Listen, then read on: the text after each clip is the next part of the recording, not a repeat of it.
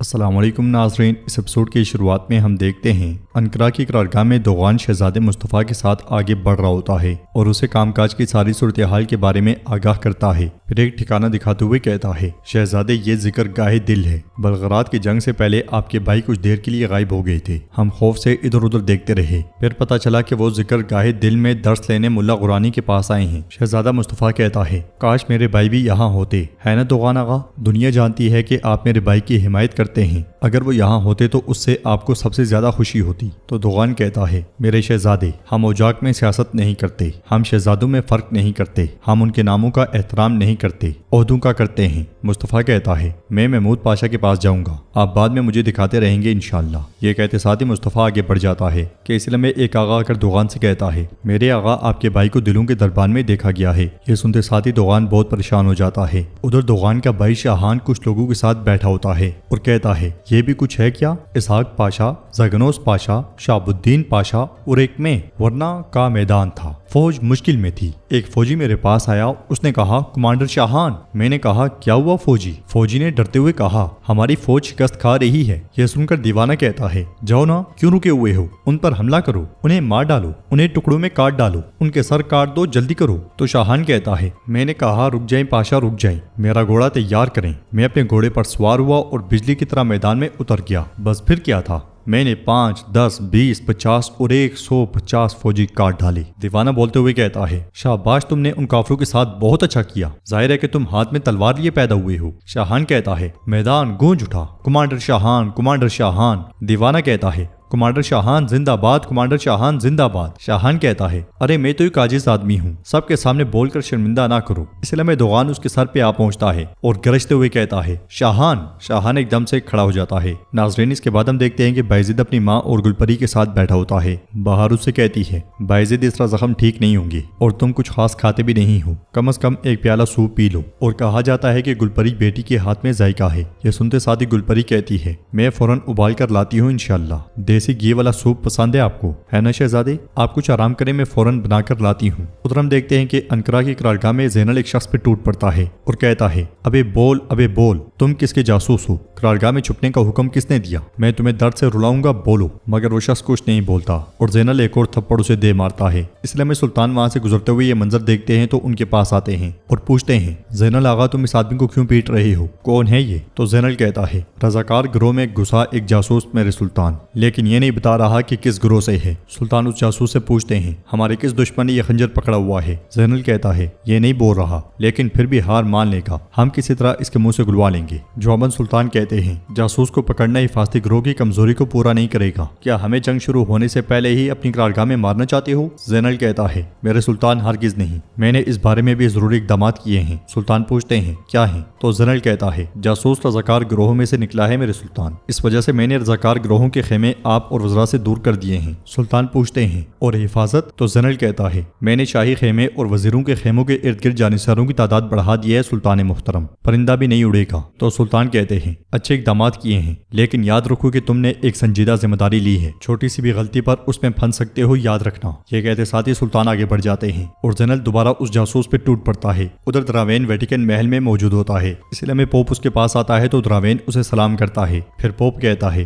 تمہارے بابا انطونیو جستنیانی، تمہارے چچا متیو جستنیانی اور تمہارے بھائی جیوانی جستنیانی، وہ اس شہر کے لیے بہت سے محاذوں پر بہادری سے لڑے۔ دراوین، اب تمہاری باری ہے۔ دراوین پوچھتا ہے، دوغان اب بھی فوج کا سربراہ ہے، کیا یہ سچ ہے؟ جواب میں پوپ کہتا ہے، بالکل۔ دراوین پوچھتا ہے، میں کب راستے پر نکلوں گا؟ تو پوپ بیٹھتے ہوئے کہتا ہے، اگر تم چاہو تو فوراً، ورنہ کی بندرگاہ میں 10 کشتیاں تمہارے انتظار میں ہیں، ہتھیاروں اور شویروں کے ساتھ۔ دراوین، یاد رکھو، تم صرف اپنے بدلے کے لیے نہیں بلکہ عیسائیت کے لیے بھی لڑو گے۔ یہ سنتے ساتھ ہی دراوین چلا جاتا ہے۔ ادھر بہادر پاشا اپنے ساتھیوں کے ساتھ منصوبہ ترتیب دے رہے ہوتے ہیں اور کہتے ہیں، یہ وسیع بحر اسود ہے، ہم نہیں جانتے کہ وارنا سے آنے والے کافر کون سا راستہ استعمال کریں گے اور اس کے علاوہ کوئی اور راستہ نہیں ہے۔ پاس کڑا سپاہی کہتا ہے، ان کے پاس اونچے تختوں والی کشتیاں ہیں، آپ ہماری کشتیوں کے بارے میں جانتے ہیں، ہم ان سے کیسے لڑیں گے پاشا؟ بہادر پاشا کہتا ہے، ہماری کشتیاں چھوٹی ہیں لیکن یہ ہمارے لیے اچھا ہے، مطلب ہمارے پاس بہتر نقل و حرکت ہے، وہ جب ہمیں دیکھیں گے تو ہماری توپیں اژدہا کی طرح آگ اگلیں گی اور انہیں پتہ بھی نہیں چلے گا، اس وجہ سے بحر اسود میں چلنے والی تمام کشتیوں کو محتاط رہنا چاہیے،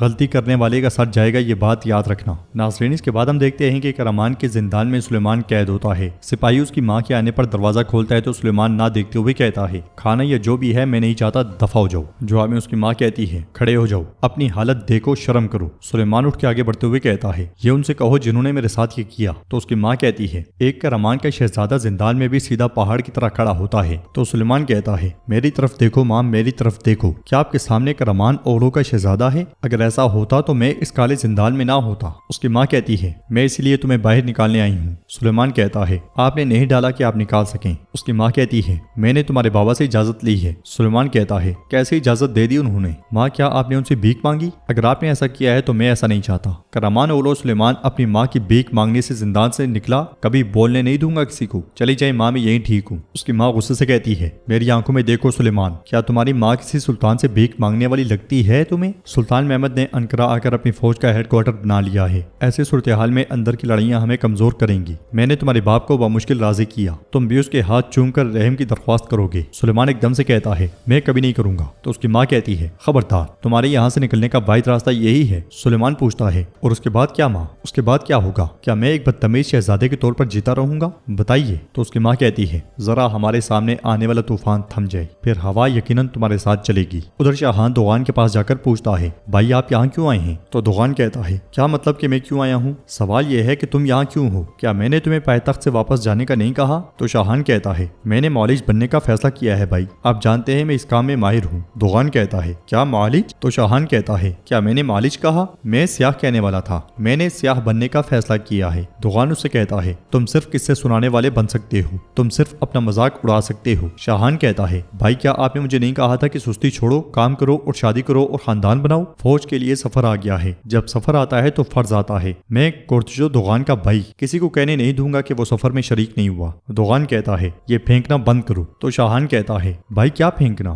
آپ مجھے بالکل نہیں جانتے، میں کفن باندھ کر آیا ہوں، رضاکار بن کر آیا ہوں، فوج کو بہادر جنگجو کی ضرورت ہے۔ دوغان اس کے پاس ہوتے ہوئے کہتا ہے، شاہان میری بات سنو، گھر واپس جاؤ، اگر میں نے تمہیں دوبارہ یہاں دیکھا تو میں تمہیں میت کی طرح دفن کر دوں گا، میں تمہیں اس فوج میں زمین کے اوپر نہیں دیکھنا چاہتا۔ شاہان ایک دم سے کہتا ہے، جو حکم میرے پاشا۔ یہ کہتے ساتھ ہی شاہان ایک دم سے چلا جاتا ہے۔ دوغان غصے سے کہتا ہے، پاشا؟ کون سا پاشا؟ یہ کہتے ساتھ ہی دوغان کے چہرے پر مسکراہٹ آ جاتی ہے اور وہ پلٹ جاتا ہے۔ ناظرین، اس کے بعد ہم دیکھتے ہیں کہ ولاد ایک خیمے میں بیٹھا لکھ رہا ہوتا ہے۔ ولاد کے کانوں میں سلطان کے الفاظ گونج رہے ہوتے ہیں، تمہیں کسی نے بھی تابع نہیں کیا، تمہیں اور تمہارے بابا کو ہم نے ولادیت کا عہدہ دیا۔ تو ولاد نے کہا تھا، میں تمہارا بھروسہ دوبارہ جیتنے کے لیے کوئی بھی قیمت ادا کرنے کے لیے تیار ہوں، لیکن تم محمد، کیا تم وہ قیمت برداشت کرنے کے لیے تیار ہو؟ اس خیال کے بعد ولاد لکھتا ہے، شہنشاہ ڈیوڈ کومینوس، سلطان محمد پونٹس آ ہی گیا ہے، پوپ کی بحریہ بھی اس کی فوج کے خلاف آپ کا دفاع نہیں کر سکتی، ہماری نجات کا واحد راستہ مقدس مانتے ہیں، اگر آپ انہیں میرے حوالے کریں تو میں سلطان محمد کی پونٹس مہم روک دوں گا۔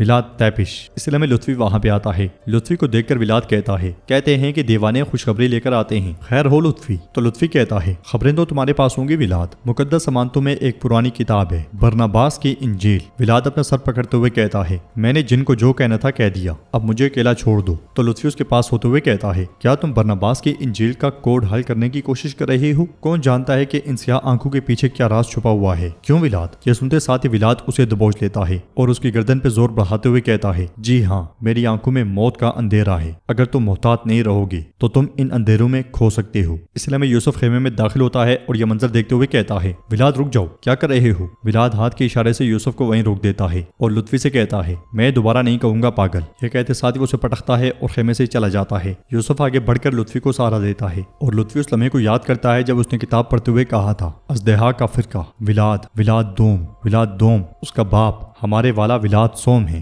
اس خیال کے بعد لطفی غصے سے کہتا ہے، ولاد ڈریکولا، اس کا بیٹا۔ ادھر ہم دیکھتے ہیں کہ سلطان زگنوس پاشا کے ساتھ بیٹھے کھانا کھا رہے ہوتے ہیں اور انہیں پریشان دیکھ کر پوچھتے ہیں، لالا کیا تم پریشان ہو؟ کھانا کھاؤ، یہ مہم کا کھانا ہے۔ اچھا، تو کیا شہاب الدین پاشا کو مالی کاموں میں مقرر کرنا تمہاری پریشانی کا سبب ہے نا؟ زگنوس پاشا کہتے ہیں، جب آپ نے یہ مناسب سمجھا ہے تو ہمیں سوال کرنا زیب نہیں دیتا میرے سلطان۔ دراصل جو چیز مجھے پریشان کر رہی ہے وہ محمود پاشا کے بارے میں ہے۔ سلطان ایک دم سے کہتے ہیں، محمود پاشا؟ ایسا کیوں ہے؟ کیا اس واقعے واقعے میں ان کی سیاسی سوچ بوجھ نے تمہیں مطمئن نہیں کیا؟ تو زگنوس پاشا کہتے ہیں میں کہوں گا کہ جو آپ کو معلوم ہے وہ ہمیں معلوم نہیں میرے سلطان۔ اس لیے محمود پاشا وہاں آتا ہے اور سلطان کی اجازت کے ساتھ ان کے پاس بیٹھ جاتا ہے۔ اور ناظرین اس کے ساتھ یہ ایپیسوڈ بھی اختتام پذیر ہوتی ہے۔ ویڈیو پسند آئے تو لائک کر دیں، شیئر کر دیں، سبسکرائب نہیں کیا ہوا تو سبسکرائب کرنے کے ساتھ ساتھ گھنٹی والے آئیکن کو دبانا مت بھولیں۔ ملتے ہیں انشاءاللہ نیکسٹ ویڈیو میں، تب تک کے لیے رکھیں اپنا اور اپنوں کا بہت زیادہ خیال۔ اللہ نگہبان۔